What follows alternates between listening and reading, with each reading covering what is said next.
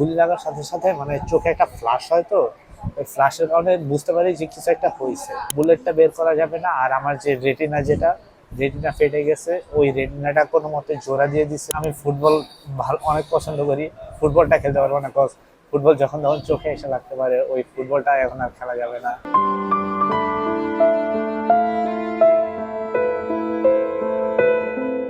আমরা ফ্রেন্ডসরা মিলে সবাই একসাথে আন্দোলনে গেছিলাম। তো প্রায় কারেন্ট ওই টাইমে একটা কি দেড়টার মতো বাজে, তখন পুলিশরা পিছিয়ে গেছে। ওই টাইমে আমরা করছি কি আর কি, পুলিশের ধাওয়া দিতে গেছিলাম। ওই ধাওয়া দিতে যাওয়ার সময় আমরা খেয়াল করি না যে গাড়ি আসতেছে। ওই গাড়ি থেকে আসার সময় গাড়ির সাইড থেকে একটা শর্ট হয়, ওই শর্টের মাধ্যমে আর কি গুলিটা এসে ফুটে। গুলি লাগার সাথে সাথে মানে চোখে একটা ফ্লাশ হয়, তো ওই ফ্লাশের কারণে বুঝতে পারি যে কিছু একটা হয়েছে।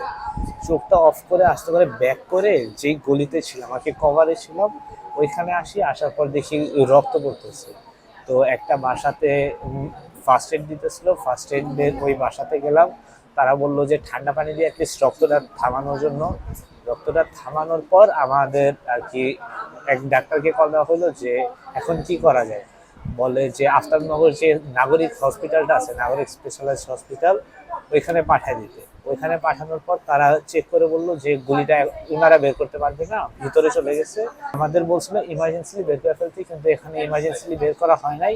আমাদের 2টা থেকে 6টা পর্যন্ত আমাদের এখানে বসাই রাখছে। তারপর 6টার পর আমাদের ওটির সামনে নিয়ে বসা যাচ্ছে। আর আমার অপারেশন হইতে হইতে প্রায় 7টার মতো বেজে গেছে। পরে একটা এক্সরে রিপোর্ট করলাম 14 দিনের জন্য।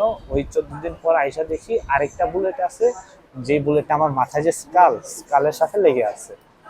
এখন ওই বুলেটটা বের করার জন্য আরেকটা অপারেশন করবে বললো। তারপর ওই অপারেশনটা করা হলো। অপারেশন করার পর জানতে পারলাম যে বুলেটটা বের করা যাবে না, আর আমার যে রেটিনা ফেটে গেছে, ওই রেটিনাটা কোনো মতে জোড়া দিয়ে দিচ্ছে তারা। তারা বললো যে এই রেটিনাটা জোড়া লাগতে প্রায় কত 3 থেকে 4 মাসের মতো সময় লাগে। তো ততদিন দেখুক, কতটুকু দেখতে পারবে তারা এখনো সিওরিটি আমাদের দিতে পারতেছে। আমি হইতেছি নেক্সট ইয়ারে এসএসসি ক্যান্ডিডেট, অ্যান্ড আমার স্কুলে হইতেছে অক্টোবর থেকে আমাদের টেস্ট পরীক্ষা শুরু। ওই এসএসসি কারা দিতে পারবে, কারা দিতে পারবে না। এখন বাসায় যাওয়ার পরেও আমার প্রায় 1 মাসের মতো বেড রেস্ট থাকা লাগবে। তো বেড রেস্টে থাকা আমি পড়াশোনাটা কিভাবে করবো, আর অক্টোবরের 5 তারিখ থেকে কিভাবে টেস্ট পরীক্ষাটা দিব, এখনো সিওরিটি দিতে পারতেছি না। এখন স্কুল কর্তৃপক্ষের সাথে কথাও বলা হয় নাই যে আমি কিভাবে পরীক্ষা দিব, বা আমাকে কি আদৌ টেস্ট পরীক্ষা দিতে দিবে কিনা, এসএসসি দিতে দিবে কিনা।